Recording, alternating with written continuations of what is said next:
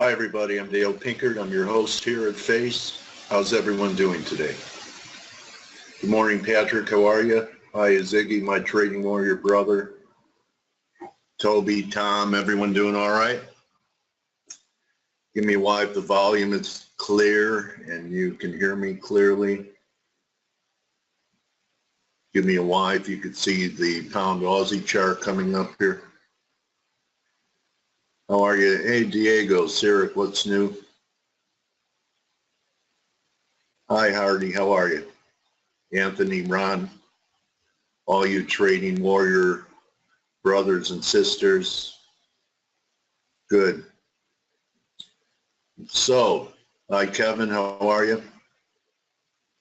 So yesterday, the Turnaround Tuesday reversal candidate. Thank you very much, Ron. Thank you, Patrick. So Patrick brought it up. The Turnaround Tuesday reversal candidate was pound Aussie.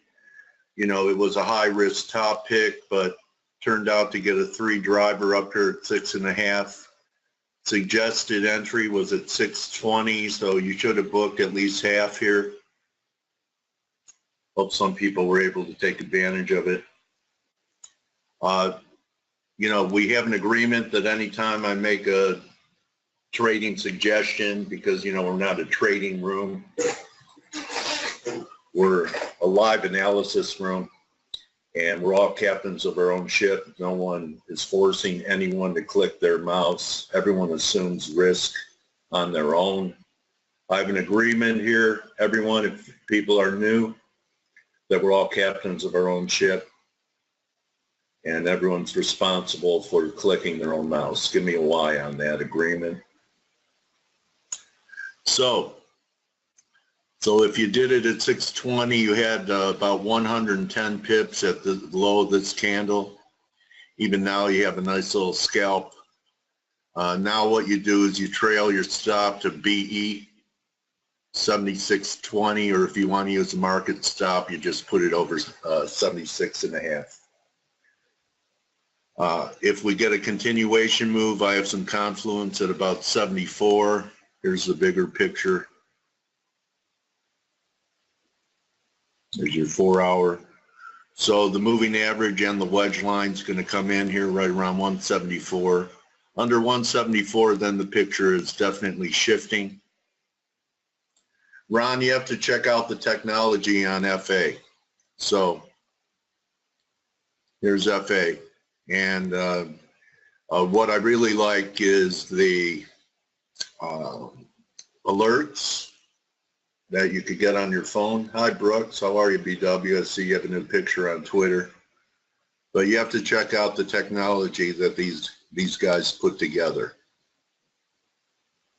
Also, Canada, I still think crude has some upside and Canada has some more downside. You had several opportunities to take advantage of a failing rally in Canada. I think that 35 is doable, 35.50. Greg is also negative. Greg came in here and started talking about his view on Euro-CAD being a great combination because he's bearish Euro and CAD is also weak. Still think we're going to head down. This looks pretty much like an ABC retest of the broken up trend line. So I still think crude has a little more upside, maybe back towards 48, 49. Canada still looks weak to me. And then I have a few things on the radar screen that you may want to pay attention to in some of the yen crosses. Euro yen looks heavy to me. All right, they may be able to eke out one more high, and also the guppy looks like it could be a 3 driver setting up here as well. We need one more high in guppy too. Let me just take it to the 1 hour and you'll see what I'm talking about. So here's 1 confirmed high. Everyone see that? Here's 2 non-confirmation right at 70. So if we get one more shot up here, maybe 48.5 or so, could be a decent top pick. So give me what you see it. Wedge line would come in like this.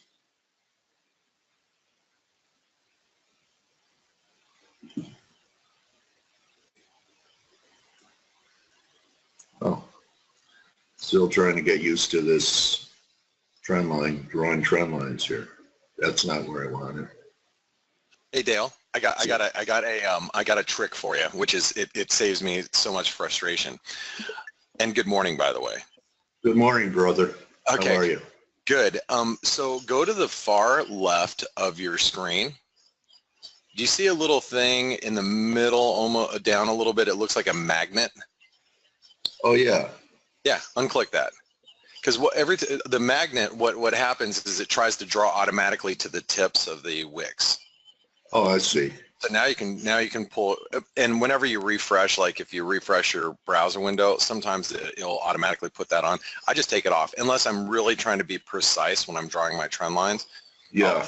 I'll click the magnet, which will automatically take you to the very tops. Okay, I'm going to let you finish up what you were talking about, and then right. I just want to let you know I'm done, Blake. So, you know, I'd be looking for a potential, you know, just call me a top picker and a bottom picker, Blake. You know, a lot of this, you know, except when I've confirmed highs, you know, then I'm looking to buy pullbacks or sell rallies, but, you know, just see some potential reversals here. I'm interested in what you're seeing here today, buddy. So you can just take it away. That was, you know, that was my opening comment here of things that I'm seeing and things that are on my radar screen. So what's going on, brother? You know, on your radar screen here. Hold on really fast. I accidentally put in a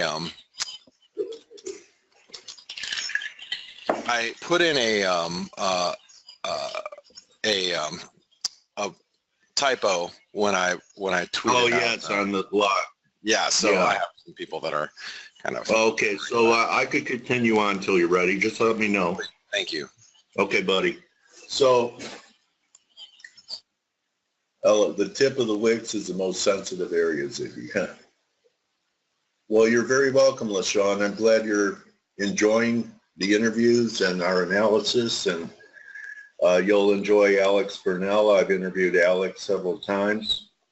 If you'd like, guys, this could be a good time for you to share some of your views. I'd be happy to post some of your charts and take a look at what you're paying attention to, what's on your radar screen.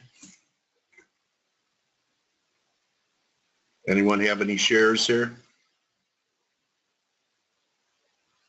Hey, Dale. Dale? Maybe we'll get some type of rally. I know a lot of people are bearish. Okay, LaShawn is looking for 33. Okay. Hey, Steve is trying to speak, but you're coming in kind of weak, Steve. Yes, and yes, I can see that. I think it needs a little bit of time. I ordered Steve to get rest today. What's he doing? I know. So I don't know what he's doing here. I really don't know. I just wanted to go through a couple of things. If Blake isn't ready, because I've had a few requests about some charts, and then I'll go listen the rest of it from lying down on a couch or something, since I'm quite sick like a horse, actually. He's sick as a dog, and he's still here wanting to broadcast.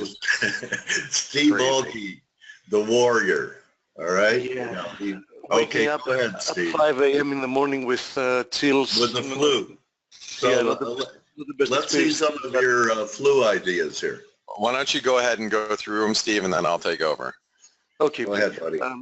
Okay, I actually tweeted about it as well, because I had a friend having a request about, obviously he saw that we went through, let me take the screen, he saw that we went through the Euro Swiss, and he asked about the Pound Swiss, which is actually a very, very interesting chart, if you can see here.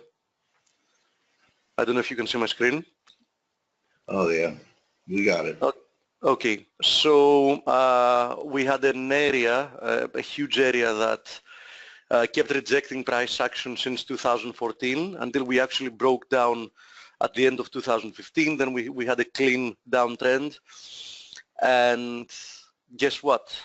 We have a textbook inverse head and shoulders formation, which we actually broke, retested, and are now moving higher. The target of the specific formation is all the way up to almost 138, if you can see here.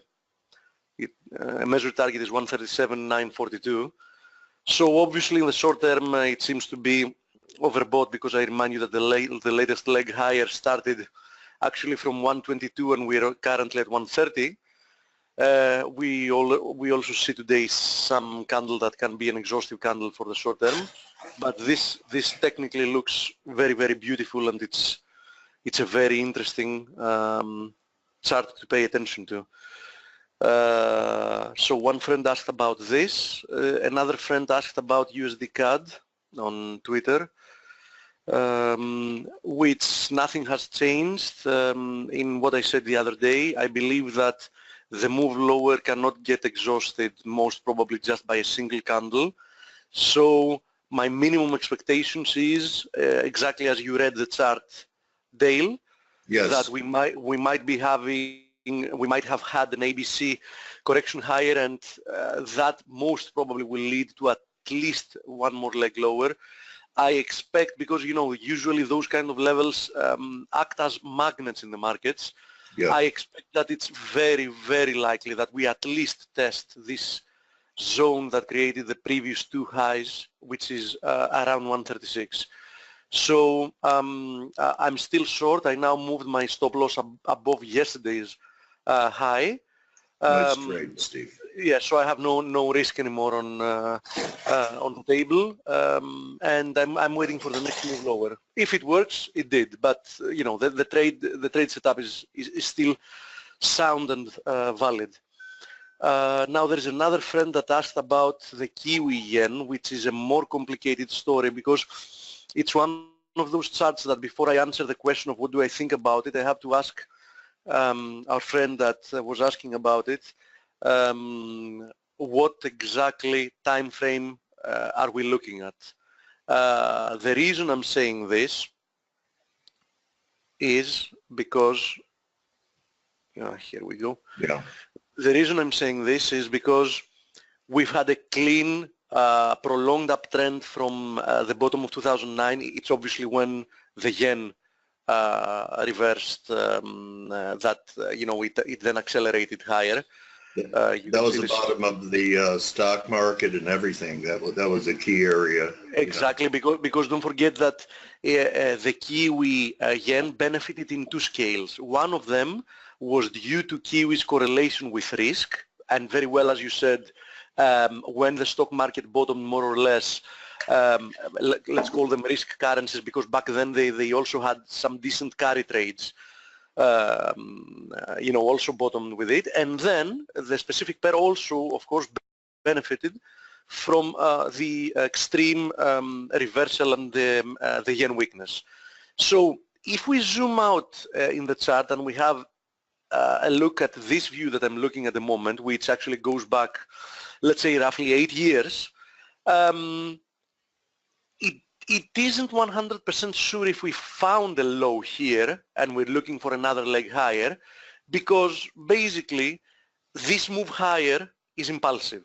It broke the triangle after a fall that isn't little. It started in 2014.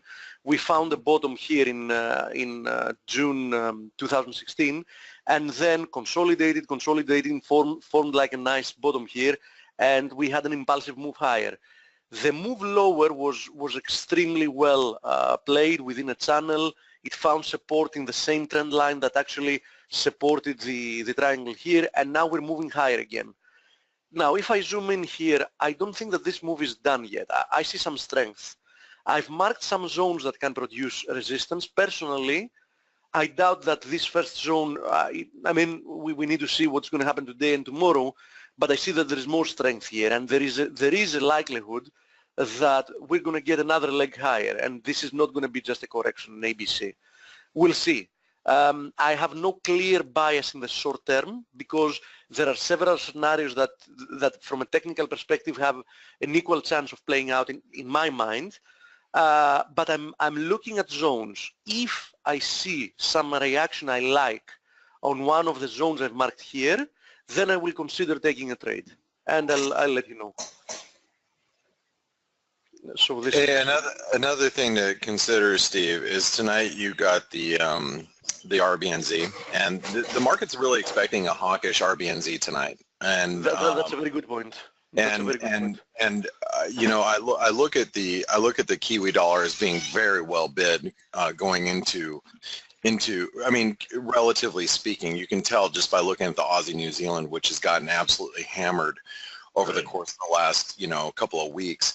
The RBNZ is expected to be hawkish, and the risk there is that if they are hawkish, you get the buy the rumor, sell the news, which if you look at the Aussie New Zealand, for example, is only 40 pips away from its 200-day moving average and also the major 618 retracement. And then on top of that, if they happen to be still a fairly, you know, dovish stance, I mean, the Kiwi could reverse everything. So that's yes, just the risks, you're absolutely right, Blake. The risks are to the downside. If expectations are not proven right, the risks are to the downside. Now, if they sound as the market believes they will, I'm not sure that we're in this particular situation. I mean, I'm not sure we're going to get a sell the fact event. There is a chance that we will. I mean, judging from the Kiwi, from the New Zealand USD, there is a chance that we will see more of a consolidation. I mean, if you see, which you've already seen, we have some very choppy price action here. I mean, I bet some people got trapped by the wicks under here and under the previous lows, but this looks extremely choppy. Now, I'm really looking forward to see what's going to happen, and obviously. This thing is not bullish yet, but noticing the divergence with Aussie USD, which, by the way, since we're talking about it, we went over it yesterday. You see here, and we said that we tested this zone, and you know we drew this, and actually it's playing out very nicely for the time being. But as I said yesterday, any rebound, I don't know if you're on the same boat on that, Blake, but. In my opinion, any rebound to 74.50 or maximum 75, this zone, is most probably a good opportunity to rejoin the downside. I concur, Steve. I concur. I agree with that. And actually, the Aussie, which you didn't see last night because you were under the weather and already in bed. I used the ForexAnalytix account to tweet out the 161% extension in the Aussie at the bottom, and because it's just from that triangle that you got drawn up there. Yeah, we just got an update, an alert from a new harmonic on Aussie as well from Nick. Oh, well, Nick's yeah, she's busy this morning. Putting out some stuff too, but I'll tell you the Aussie, it may get a little bit of a bounce. I don't expect it to be too extended of a bounce, that's for sure. And Greca also looking to sell rallies in those pairs, so we have some pretty good FA confluence here. Indeed we do, and by the way, just one last pair. A little detail. Yesterday we tagged to the pip the 5=1 target for the Nasdaq. I am just saying, still no real signal here, but we now have a perfect 5 wave up from the election low in Nasdaq. So I'm still monitoring, and I'm not forgetting because people asked for it, and Palladium as well. Palladium hasn't broken out yet, but it's not far away either, so I'm not going to forget to mention when we have any event with any of those. And one last thing, USD NOK, same deal. I mean, nothing has changed with the USD NOK. As long as this, because somebody else asked, as long as this huge zone at 872 and this ascending wedge holds, there is no risk reward to be long for sure. Actually, being short against above this wedge and zone is probably appealing from a risk-reward perspective. So that's it from me. Yeah, you are a true Spartan, Steve. Actually, my wife is a true Spartan. Since You her father you is from are. Sparta. Like you remind me of who was the leader in the movie 300? The leader of that general? Leonidas. Leonidas. The king of Sparta, it was Leonidas. Yes. Yeah, you're like him, man. I mean, even when wounded, you're still out there helping people, friends asking you questions. But I have a little advice for you. Perry Como gave this advice. If you're worried and you can't sleep, just count your blessings instead of sheep, and you'll fall asleep counting your blessings. And I've seen your family. I've seen what you've put together here at ForexAnalytix, and now it's time for you to go and get some rest and regain your vitality. Exactly. Enjoy the rest of the webinar. I'm going to be. Thank you, Leonidas. Bye-bye. All right, Dale, I'll go ahead and take over from here because. All right, thank you, Blake. Yeah. Hold on, let me grab a drink real quick. All right, so I'm sitting here trying.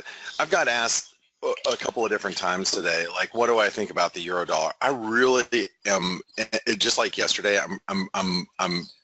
I don't know what to do with it. Like, I sit here and look at the euro and I have no idea what to do with it at this point, because if you take the rally from the lows of this triangle, right, and you go to the highs here, okay, I'm just moving the fib so you can see them, all right, there's the 38% retracement comes in right at 108.50. If you take a look around, this has been the long time support resistance zone, peak here, low here, low here, low here, basically a peak here. We're at the bottom of this zone, and to be short the euro dollar right now, after the gap up following the first round of the French presidential elections, I'm not necessarily in that camp, and so I'm sitting here looking at it going, but the question is, do you get out and just start buying the euro? And I mean, you could arguably say at this state, at this point in time, that you can risk below here. Here, let me grab the let me grab a pen. Yeah, you know what, Blake? That's good instincts, because everyone thinks the gap's going to be filled and will trade. Everyone thinks it'll be filled. Yeah, it eats into it a little bit, but never fills it.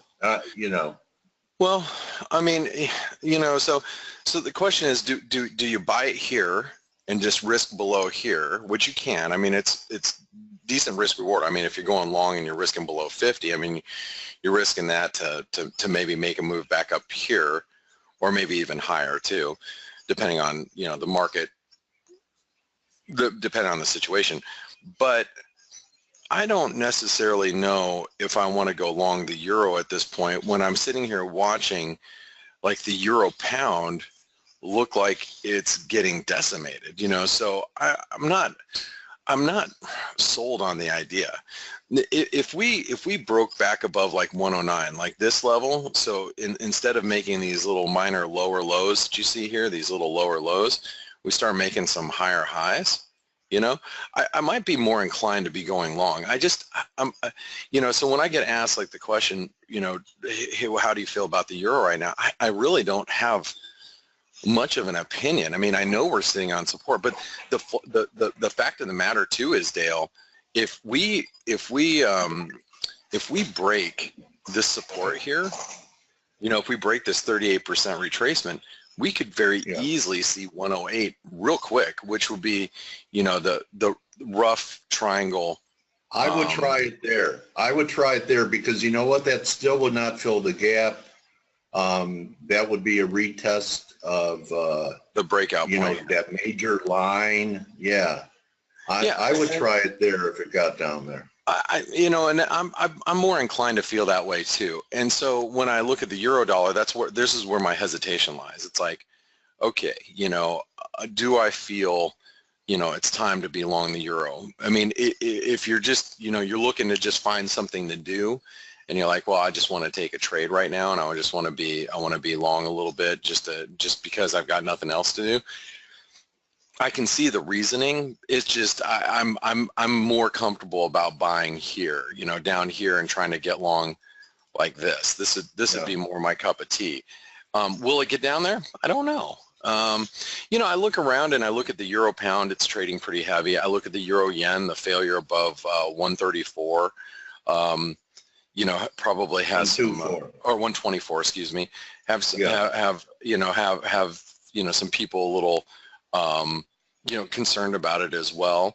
And so it's like, okay, well, if the euro does come in a little bit, on these crosses, it might weigh on the euro dollar too. So, I'm not so inclined to be long the euro at this point. I'm also still paying attention to the pound.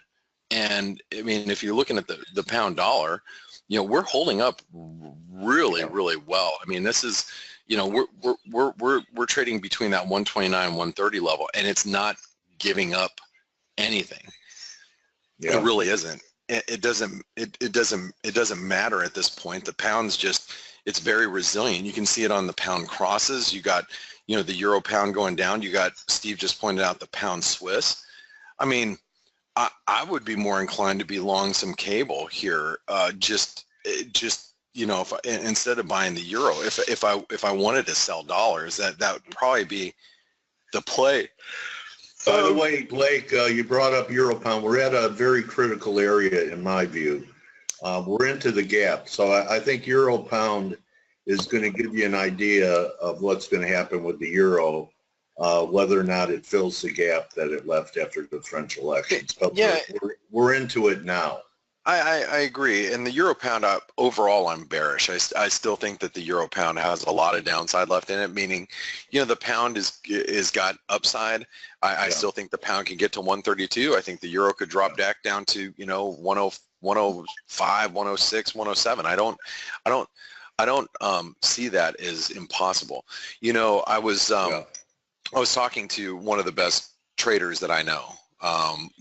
Just the best traders, that probably one of the most legendary traders in the FX markets. And I talked to him yesterday, and he was looking at the euro. Him and I were looking at yesterday evening, and he goes, Blake, I can argue a move to 112, and I can argue a move to 105. Or somebody could say, hey, the euro's going down to 105 or the euro's going up to 112, and I couldn't really argue against it.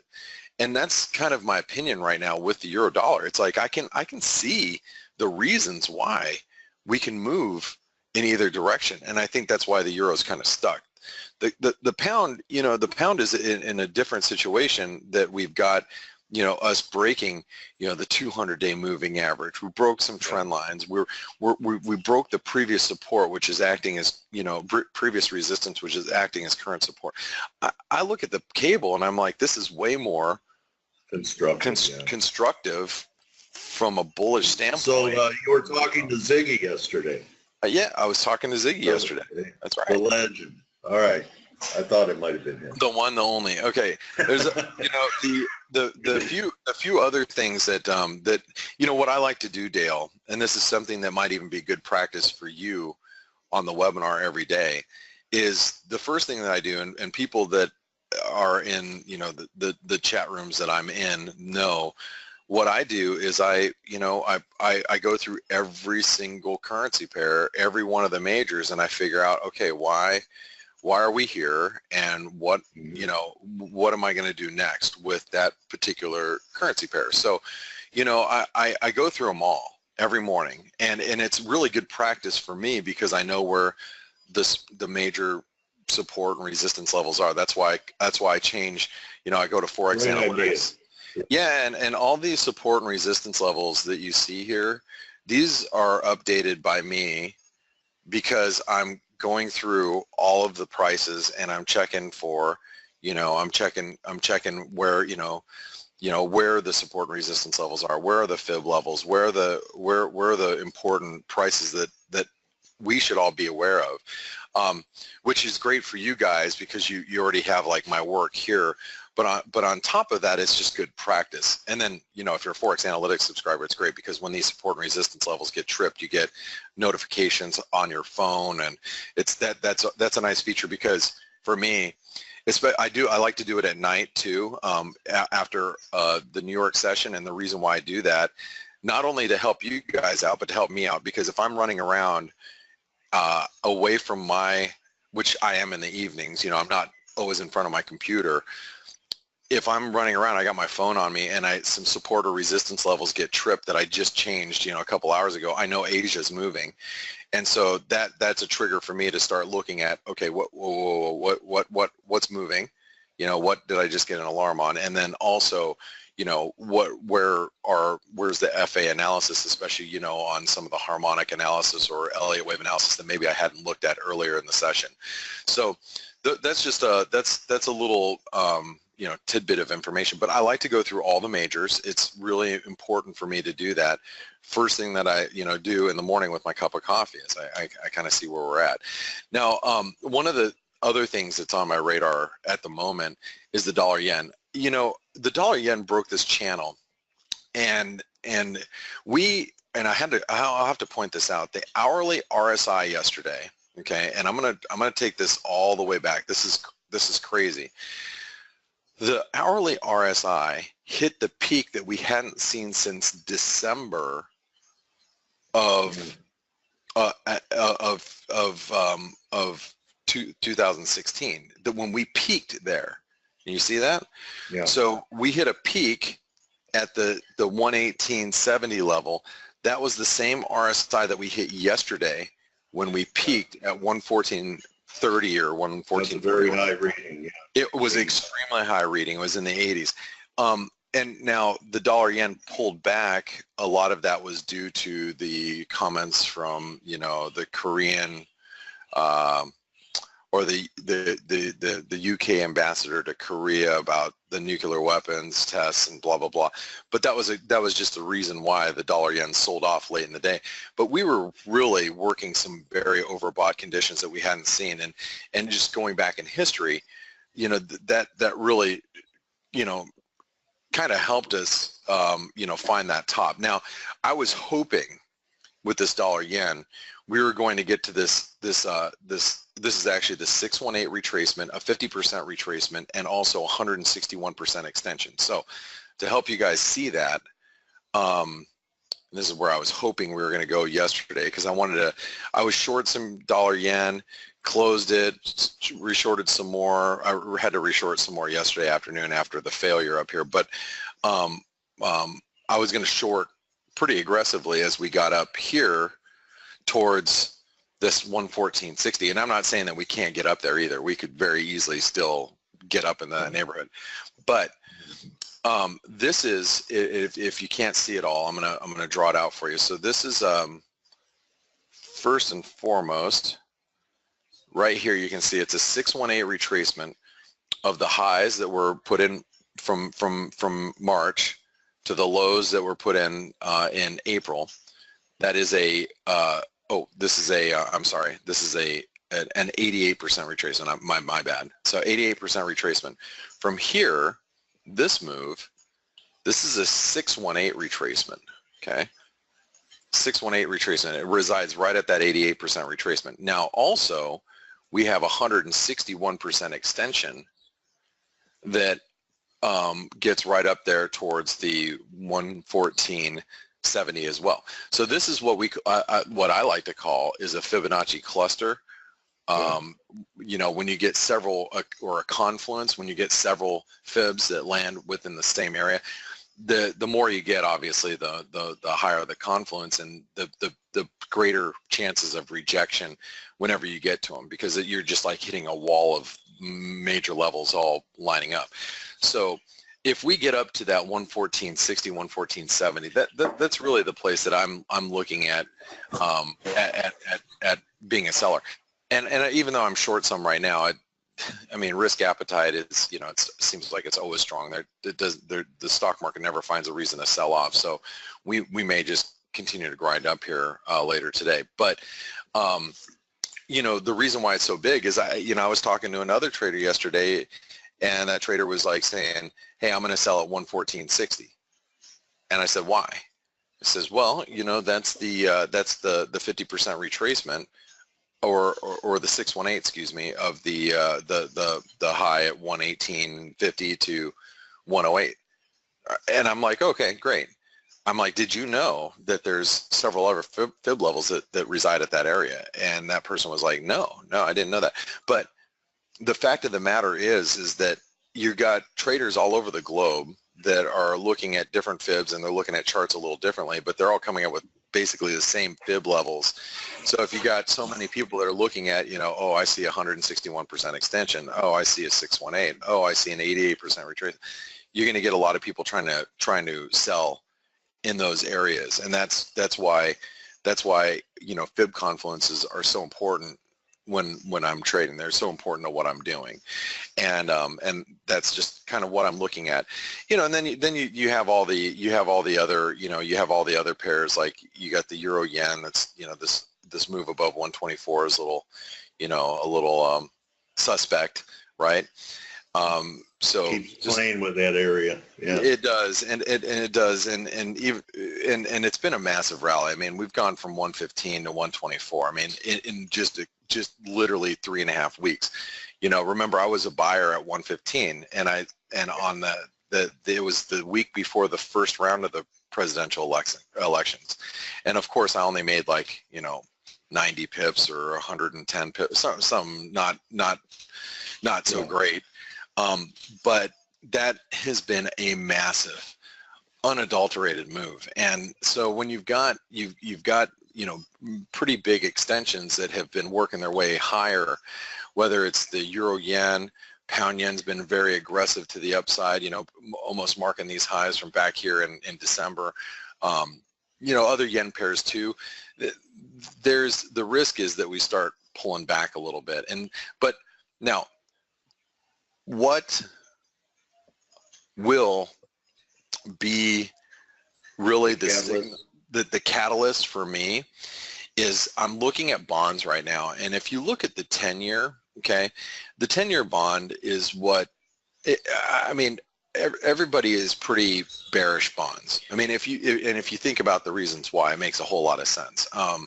You know, why are you bearish bonds? Well, you know, central banks are going to start tapering. You know, you got some central banks that aren't buying. They're not doing as much quantitative easing. So bonds naturally should go lower. So everybody right now that I know is pretty bearish the bond market.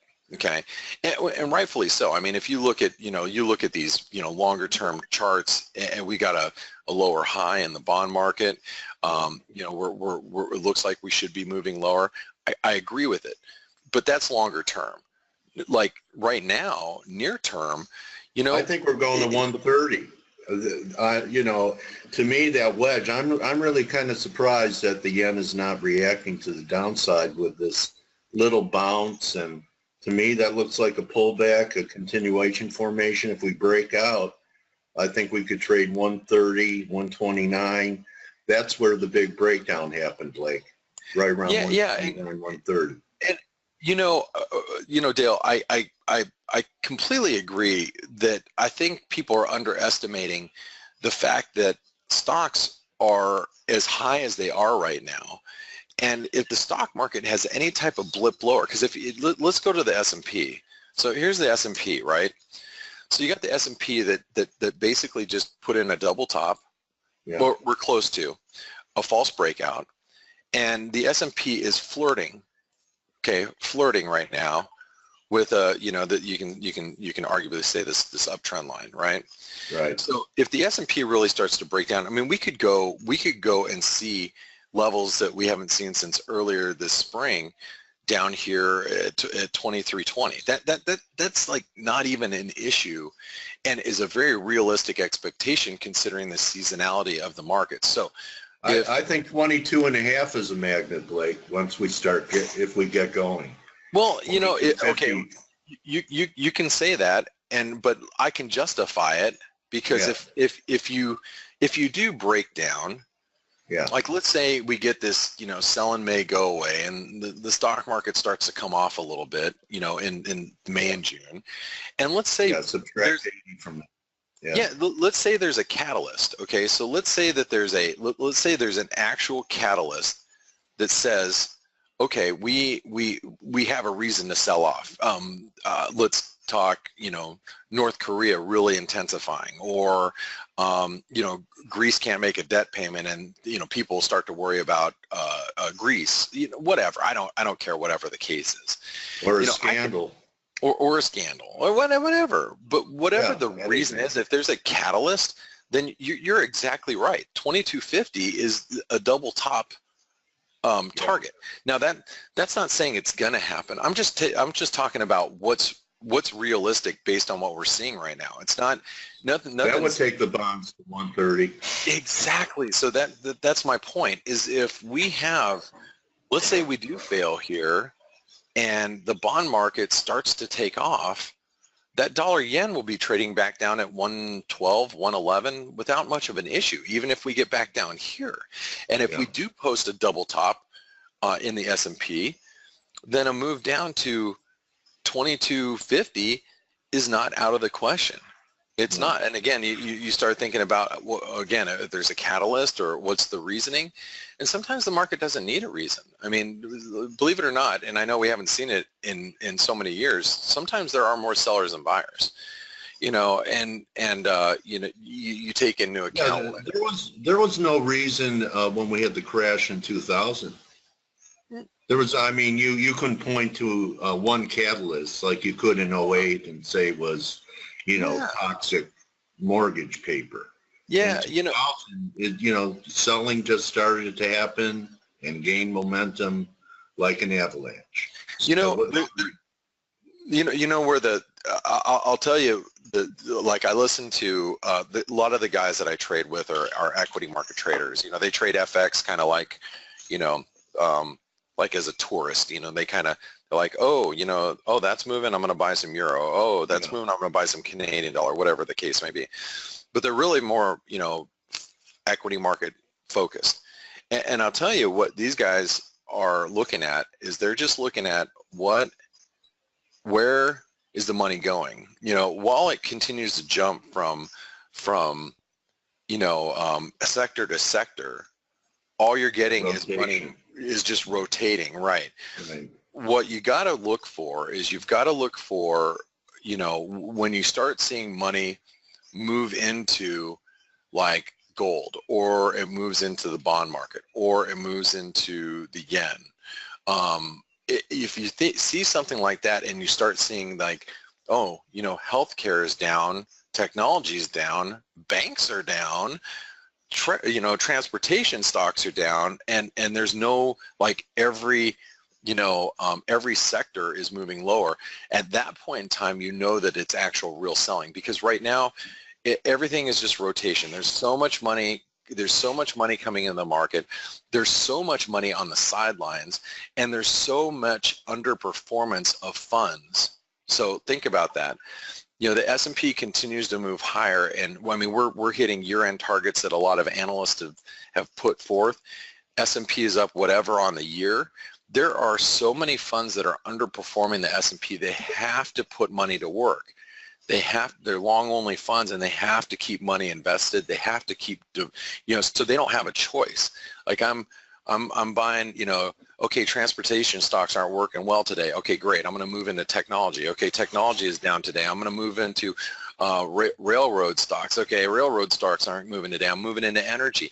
It's always diversifying from one asset class or one sector to another, because they don't have any other choice. And that's because we have this constant money flow coming in.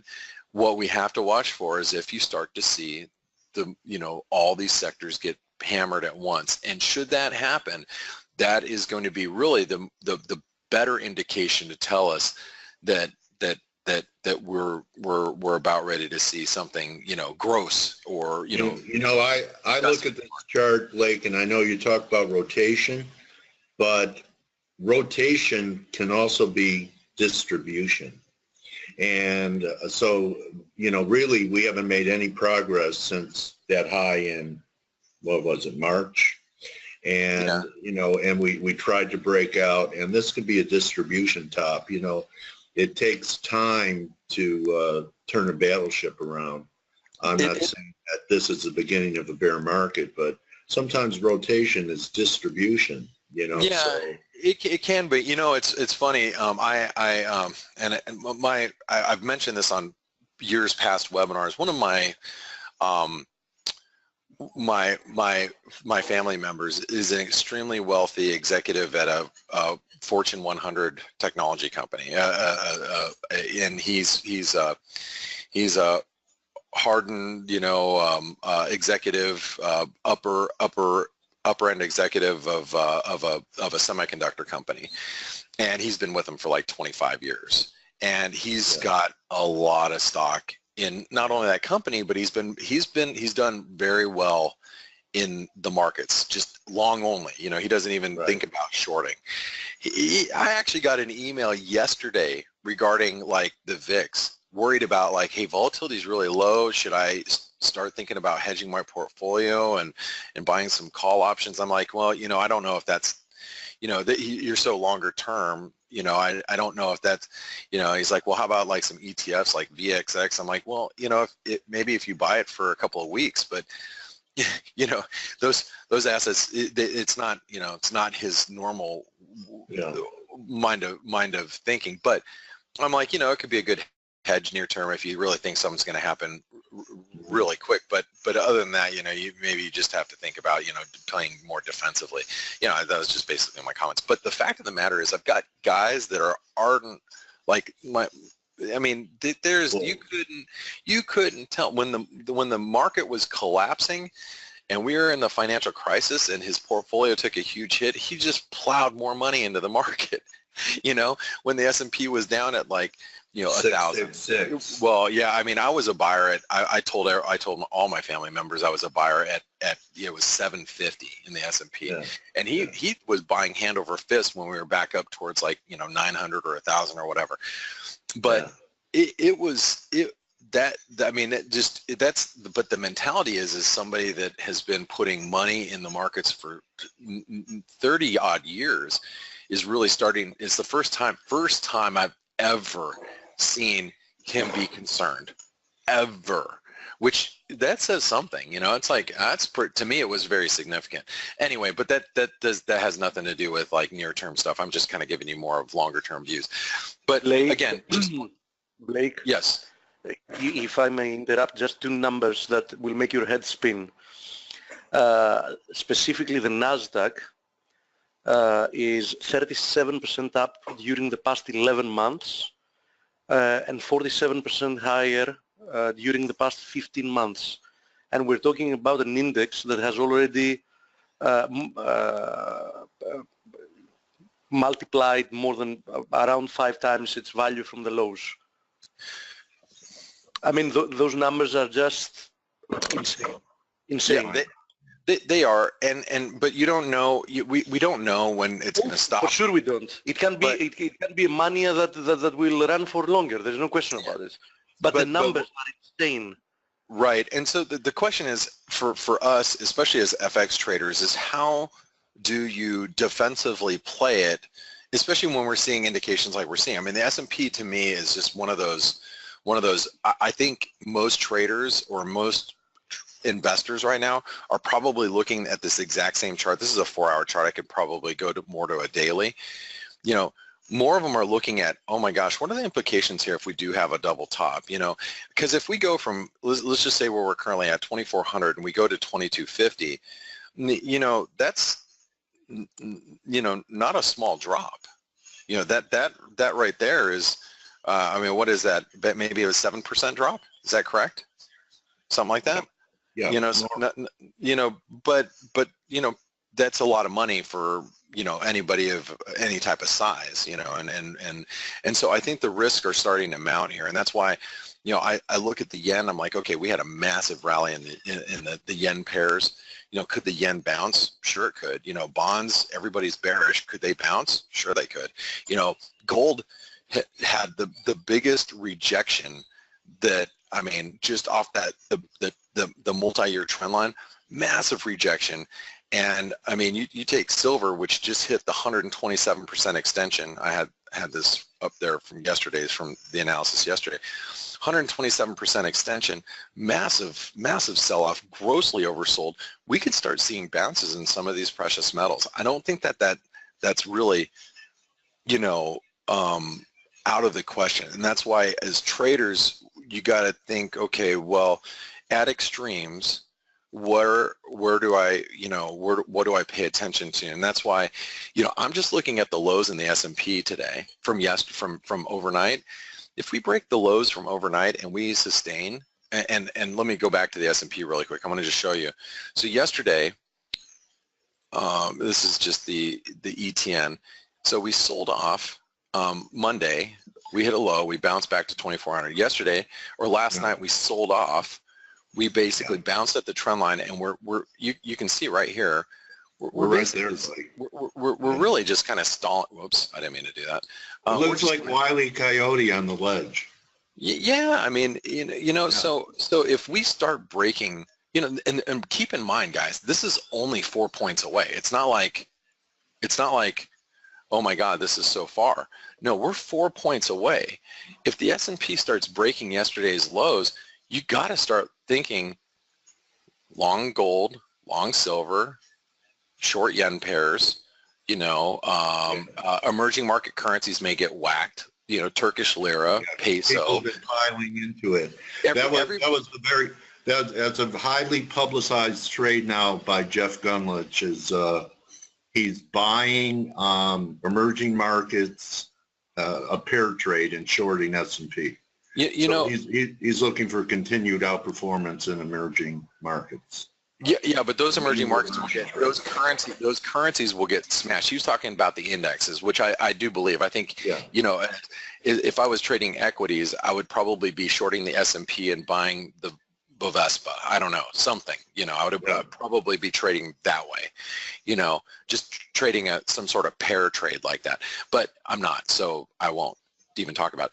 But I will say this, because there's a lot of people that I communicate with on a daily basis that are very bearish the dollar Canadian, and I'm not in that camp. I'm actually in the opposite camp, because if the S&Ps break down, this Canadian's going to get slaughtered, and we are in breakout territory. I don't care what anybody says.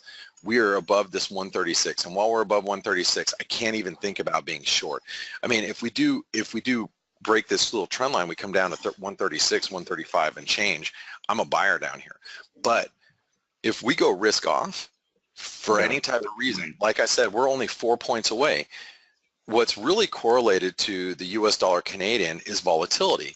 So if you put up the VIX and the VIX starts to spike, you can see over time the dollar Canadian will spike with volatility. So if we and the dollar Canadian, again, I'm just pointing out that we're not far off of our highs here.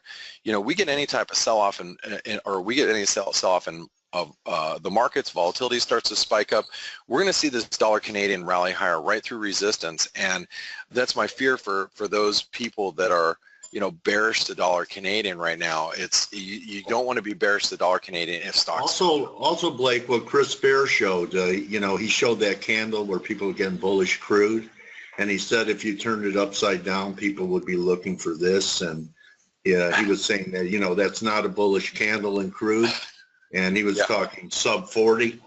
That would also be jet fuel for what you're talking about. Oh yeah, I mean, I'll tell you, I don't see how crude's not coming down to 40. I really don't, and I mean, I'm not bullish crude at all at these prices. But you know, what do I know? I don't trade rallies at the 49. Yeah, I don't know. I mean, but the way I'm looking at it, guys, is really I'm just more concerned right now about what stocks and bonds are doing. So just, you know, keep an eye on stocks and keep an eye on bonds. And in the FX market, the FX, gold, silver, yen, they're all the same trade. They're all the same trade, and it's all jiving right now. No one knows exactly what to do at this very moment. Everybody knows that we're pretty close to some pretty, you know, big levels, And if, you know, the market continues to go higher, you should continue to see yen weakness and precious metals weakness and, you know, bond weakness. And if we get a breakdown, you're going to see the opposite of it. And the key is to kind of be patient and just wait for the market to show its hand versus you guys showing, you know, you assuming what the hand is, you knowing what the hand is. But anyway. Well, I'll tell you what, Blake, I have to agree with V. Shah, who says, got to say, Blake, you explain things so clearly.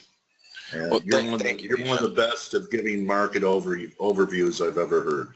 Oh, well, thank you very much, Dale. Well, I appreciate that, and I appreciate, you know, that we're on the same team. So, but I know you probably want to give folks a break before your esteemed guests, so I'm going to let you all go. Okay, Blake. Thank you so much. I mean, you know, you really painted the picture. You're an artist. So you're a technical art. You're like Picasso when it comes to charts. So Blake Picasso and his rundown.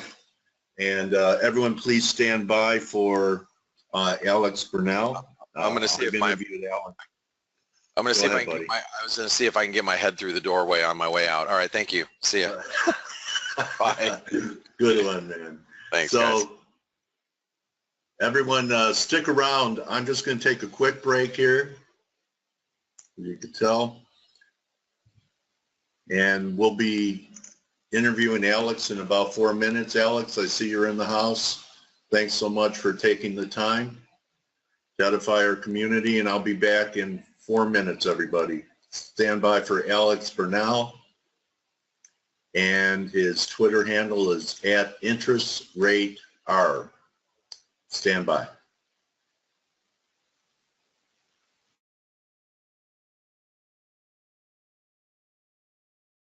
Hey, Dale. Dang it. I think I missed Dale. Hey guys, really quick, if for those of you that are still listening. Yeah, go ahead. Oh, okay. Hey, make sure you mention and show everybody how to get their trading station pictures in, please. We have a bunch in, and we've got some really great ones, but make sure that you mention that, because I want to see. We saw some pretty funny ones, didn't we, yesterday? Yeah, and some really good ones. And so, I mean, there's so many that I'm like, I don't know if that one will win, but man, we got to give it an honorable mention. There's so many. We have what, a week left for people to get them in, Blake? No, we have 3 days left. 3 days. Oh, guys, you better get on it. Yeah. So, okay. You want to win those silver dice, right? Yep, so, that's right. All right. Thanks, Dale. All right, buddy. Bye-bye. Okay, everybody, here we go. You're in for a treat. Hi, Alex, how are you? I'm making you the presenter. Looking forward to hearing your voice and seeing your screen, my friend. Hello. Hi, Alex. Hey, there you are, Dale. How are you, buddy? I've been doing great. Oh, it's so great. It's so great to hear your voice. It's been such a long time. Yeah, absolutely. Let me turn some of this so stuff here. You know, maybe the beginning would be a good time for us to catch up with each other. Absolutely. How long has it been? It's been maybe 6 months since last time at least. You know, going back to the FX Street LAR days at least. So I noticed you changed the name, even though you have the same Twitter handle, to Parallax. Right, I'm working for a new company right now. So I actually used to run my own analytics company called Aether Analytics, and it was a 2 or 3 man shop. And I've since merged with a different company, not necessarily larger, mainly to leverage a lot of the resources they have there and grow my client base and do all those things that you got to do, right? Another day, another dollar. Yeah, and you're still based in Santa Barbara? I am. I'm based in Santa Barbara. I'm not there currently. I am kind of on a travel show right now. Okay, so sort of in a mobile office. Yeah. Yeah, you're doing some dog and pony stuff, Alex. So let me ask you this: with what you're doing now, are you still? I remember you were spending a lot of time focusing on the Asian hours. You were very focused on Asia the last time I talked to you. So you're staying up all night and watching Asia? Yeah, not as much as I used to. One of my biggest clients that I do research and some stuff, other stuff for, is in Hong Kong. So we have a lot of processes that we have a team of people that manage, as far as, you know, how they're trading, what they're looking for. We basically split up the duties, so to speak. But I actually have more clients than I did a few years ago, so we've kind of divvied that up to some other people. So nowadays, I can wake up for the New York Open a lot easier than I used to. So what's the business model? RIA, CTA, subscribers, what's your main model now? My main source of revenue is building and sort of operating models for professional investors, mainly hedge funds, startup hedge fund groups. I have a few RIA clients right now that we have models for.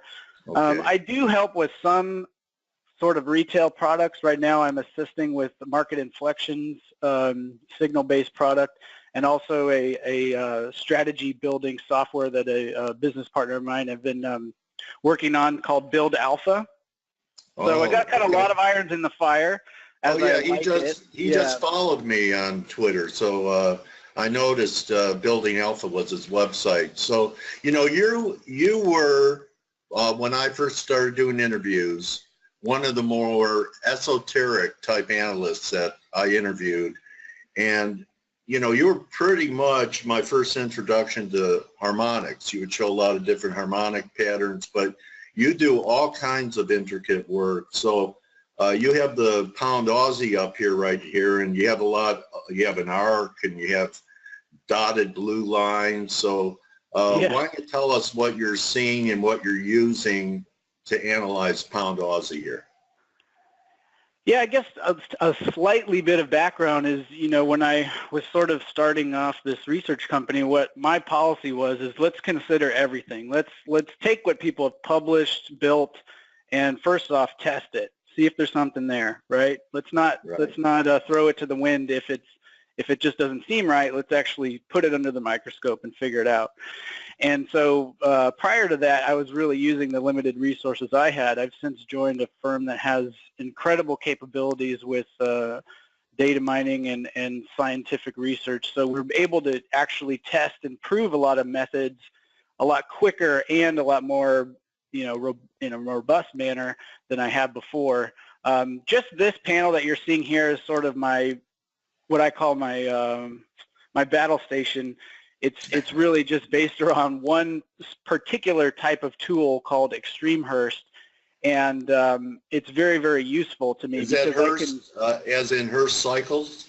It's actually a different Hurst. It's not JM Hurst. It's based upon the Hurst exponent, and really what it uses is elements of chaos theory to define a market into different regimes and then give us insights to when a market regime is going to change. So, you know, for example, there's all these little colors down here, and even though that might seem like it's a randomness, what this tells me is different layers of a market, how strong it's exhibiting behaviors of mean reversion or trend persistency. So is it going sideways or is it going up or down? That's all those colors are telling me. So the color, I'm assuming red is kind of negative and green is kind of positive, right? Correct. And blue is mean reverting and white is random. You know, one of the things that I tell people, and it's hard to grasp, I guess, when you're a novice, is most price movement is inherently random. Most of it is, provably. So, you know, sometimes you kind of have to step back from something to get a better look at it, and understanding this concept and knowing that going forward, you really have to, in my view, find key moments in time when a market is exhibiting a non-random type behavior. So was my lucky guess to recommend shorts in pound Aussie at 620 line up with some of the things that you're seeing that maybe we could pull back into that arc level, like 73-ish, where you have that, it looks like an arc. Yeah. So what that is, that's just a Z-score. So essentially, a really short summary of how this tool works is this blue bar here. That was a signal to me that this market was going to start to trend. It's a non-directional signal. It basically it doesn't tell me whether it's going to go up or down. It just says this will stop going sideways, right? So that's why it draws two arcs like that, one on the top side, one on the bottom side. And what those arcs represent is we've basically data mined hundreds of thousands of symbols of this instance, and we've drawn on the graph, on the price graph, the most likely trajectory that this market should unfold forward based upon a huge amount of samples in the database. So you can see it's overshot kind of what our estimate was to the upside, but it's basically followed that path. That was still a great trade if, that was still a great trade even though it overshot. I mean, the breakout from 164.66 to 72-ish, that was an excellent call. What's it saying now? Well, I was going to pull up another one that I thought was at a key inflection point for you guys. Aussie, where is this thing? I have a lot of different markets I have here. So Aussie US dollar, I think, was the key. I have this sorted by essentially which markets are most mean reverting currently and which ones are most trend persistent. So I sort things in a different way. I don't really sort by overbought, oversold, or how much things are up or down. I want to look for periods in time in a market when it's exhibiting non-randomness, right? Okay. So that's kind of how I sort this huge list of stocks or stocks and markets here.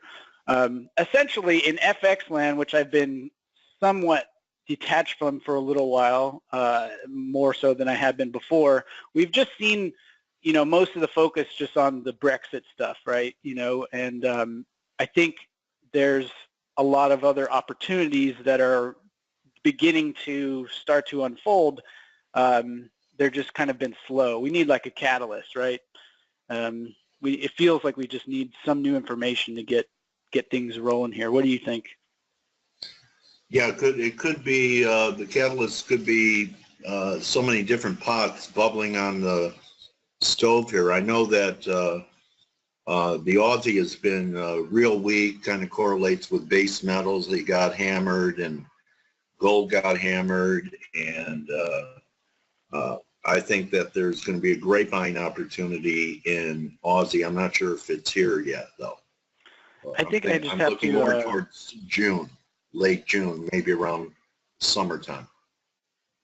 Give me a sec here. And I know you don't really have to stay with currencies because we do cover everything here, buddy. And one of the things I've been working on a lot is actually these algorithms. One of the ones we were just playing around with the other day, I just got some results back, was on Bitcoin. We're investigating whether or not it's really feasible to unleash a program to try to trade Bitcoin. And again, this is using Build Alpha software. It's really fascinating to me, what the behaviors are with such an interesting product that may or may not be really scalably tradable. We're still investigating that to some degree, but it looks promising. Do you own any cryptocurrency personally? Yeah, you believe in the asset class? I don't know if I believe in it, but kind of for fun and just to get my feet wet, I bought some Ethereum for $13 and just enough to have some skin in the game, and it's up to almost 100 now. So I don't know if I'm going to sell it. There have been amazing moves. Yeah. So many different species of cryptos out there. I know that you're a big follower of interest rates. Yeah, vis-a-vis your handle, right? And interest rate ARB. And there is a big debate here about the bonds. If you have a comment on Aussie, I'd be interested to know. You asked me, so you turned the tables on me.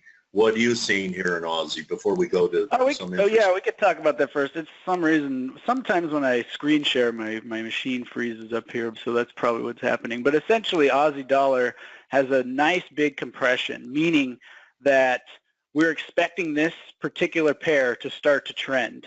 Right now, so far, we've seen it unfold to the downside, and this is early stage, so we expect this trend to persist many, many months, if not years into the future, kind of like how it did before oil crashed, remember, maybe right a year ago or something. Yeah, we're getting that same type of behavior. People don't remember Aussie was worth over $1. I think it was 114. Yeah, 1.3 or something. Yeah, it was. Yeah. And back then, I remember it very vividly because we were watching oil go down, saying, "Okay, how do we play this in multiple markets?" And it was just very clear after it already happened, how to get in there. So I don't know. That's one of the things we're looking at. So you're expecting it to trend, but you're not sure of direction. What would give you directionality, just like the pound Aussie, you were looking for it to trend? What would be a trigger for you to know which way the next trending move would be? We're just looking for a little bit more persistence over time in one direction. So essentially, it just needs to go one way and stay that way for a minimum amount of time, and then we can kind of put the stamp on it. And then we'll basically turn on some systematic things to try to sell the rips and buy the dips, so to speak. Okay. But I'm glad you mentioned interest rates, because that's kind of my first love. Do you have a view as to whether or not you think the dollar has peaked out here at 104 was the high, and we started challenging some uptrend lines, taking it out. There's still some people thinking there could be one more pretty good push to the upside in the dollar, and wondering what your work shows on. Okay, there you're still on the Aussie weekly. Yeah, so you can see that all those blue markers, we've been getting this repeating signal because it just this is a predictive tool. It tells us something before it happens, and we just haven't had the actual initiate move out of the signal. So we're just still waiting here, waiting for. I'd like to see the Aussie clean out the longs a shade under 72, and bottom above 70. There's a big harmonic pattern that one of my partners, Nicola Duke, has that shows the possibility of a 70-50 Aussie. And there's a really interesting fact about Australian economy is that it's on record to have one of the longest streaks without a recession, I believe. It's like 10 or 11 years without a recession, right? And so a lot of that is driven from the Chinese economy, but it's just one of those anomalies that is very, very linked to weakness in the currency, enabling them to export so much of their GDP. That being said, I will go on record to say when I last spoke to you about the U.S. dollar, I thought it was the ultimate top, and I sure have been wrong in that area. We had signals that the U.S. dollar, that first really large-scale move up was kind of going to be the capitulation, and it's since, gone way past it. So I've thrown in the towel on some of those trades as far as being short the dollar, i.e. long gold and whatnot. And I know that you were thinking that we were going to put in some type of secular top in the bond market. And we had a pretty good rout in the bond market, especially after the election. And, record shorts came in, and they've been cleaned out as of late. And wondering what your big picture is on bonds. I still think that they're not through squeezing shorts in the bonds. I could be wrong. One of our analysts thinks, this bounce was a 4, and we're going to have a 5 to the downside. Wondering what your view is with the bonds here. It's a tough very call. possible. Tough call for me to make right in here, and it's so linked to U.S. dollar yen. That's why I really pay attention to it. So I'm wondering what you're seeing here. The bonds was probably our biggest winner last year. When you got to that zero bound, it was kind of a no-brainer. If you have the ability to scale into a trade and you understand that it's very unlikely that the Treasury goes to zero, even though it's possible. It's just one of those things that we leaned on it pretty hard and got a nice, a nice outcome from. At this point, the treasuries are really not at an extreme type of posture. So I'm somewhat neutral or just unbiased. I have no perspective here at this point. But talking about it. Yeah. Yeah. So talking about extremes, are the U.S. indices there? They Absolutely, my friend. But you know as well as I do how extreme they can stay, and so it's one of those things. Yeah, I do. My account knows. Picking tops is not really something you do at the institutional level. It's just there's no glory in it. Things can stay pretty, absurd for a pretty absurd amount of time. So, my view is you just got to trail stops and go with the flow, and, valuations be it where they are, and, certain stocks being incredibly overvalued and overpriced really doesn't matter, because at the end of the day, if the indexes are going up and you're missing it, you're just losing opportunity for yourself. So what I try to do, Dale, this is actually kind of a fun thing, and I hope people can help me create this, is for some novice people that I've been somewhat talking to, teaching, what I've told them to do is to print out charts and actually rotate them 90 degrees so that when the price goes up, it's actually moving left, and when price goes down, it's moving right instead of up and down.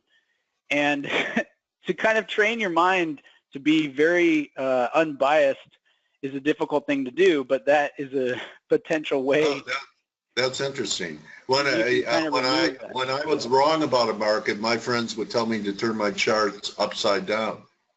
Right. It's kind of the same idea, but I figured you still have that emotion where if it's going down, I'm losing money, or it's shorting, or if you go left and right, you kind of really confuse your brain, and it helps, even better.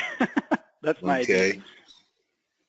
Anything else you wanted to share with us today, buddy? Not much. I just wanted to, thank you for having me on, and I hope you guys are doing well. Looks like you're growing again, and I loved being part of LAR, so, this is going to be great. This is like the dream team. And LAR was me and the community. Now it's me with an all-star team and the community. So really appreciate you taking some time out of the day, of your day, Alex, and getting to see your mug and hearing your voice again. I wish you a great year, and happy that things are going well for you, and always interested in your views, and thank you for your support on Twitter and retweeting some of my stuff. And the best way for people to contact you, Alex, besides at interest rate ARB, would be what? You could just that's probably the easiest. My website, the company I work for now, is Parallax Financial Research. It's just pfr.com, very easy. We don't really sell anything on the website, so it's really just kind of a business card. And, again, if you guys ever want to see any signals or technology, I'm always here. So just hit me on Twitter. I'll be glad to share my views on stuff. If I don't have a client position on, and I can't, but, I love being part of your guys' communities, and I hope to be back again soon. All right. Thank you so much. We've been with Alex Purnell at Interest Rate ARB. Alex is a giving spirit and has real great insights into the market. So, if you're looking for a way to diversify your views, I encourage you to contact Alex. Thank you so much, my trading warrior brother. Appreciate All right, buddy. you. Have a good one. Until next time. Yeah. Okay, buddy. Okay, everyone. So that's going to be a wrap. Blake wanted me to remind everyone about the contests. Blake, I don't know if you could hear me, but is there a specific email address for people to send their entries in?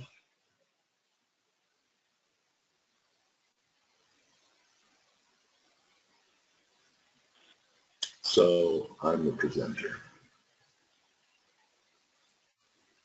And let me just take a quick view of the markets here. I would just, you want to enter, LaShawn? Okay, I would just send your photos. I would just send your photos of your workstation to our email address. You take a picture of you and your workstation, your trading station. Okay? So just a quick look at what's happening here. There's the euro. Let's just take a look and see how that turnaround Tuesday candidate is working here. I think that we're still okay on that. Yeah, we're down pretty good on pound Aussie. Again, I'm a big believer in partials, so from yesterday's entry, you have over 100 pips. Giveaway at ForexAnalytix. Eric, thank you, Eric. I saw your entry. Eric, I saw it. You know what title I wanted to put on top of it? Employee of the Month. I saw it. Or how about I love my job? How about that, buddy? All right. So everyone, let's see what happens going into tomorrow. Appreciate everyone's attention.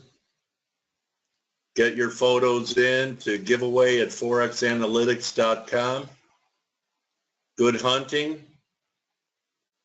You're welcome, Robert. Thank you, everybody. Tomorrow I have Jamie Satley with us. Hiya, Joan.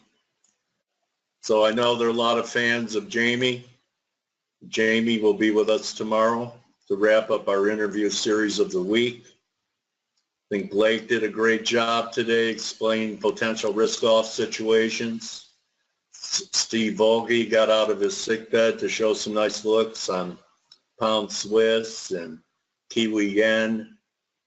And look forward to another productive day. Everyone having a good week? Dan, you're a fan, huh? Okay. Everyone enjoying the week here? So, you know, it's my hope that if this community is helping you out, you show your support and become a subscriber of ForexAnalytix. And remember, most of all, don't just count your pips, count your blessings. And I'll see everyone tomorrow. Adios. Good hunting the rest of the day.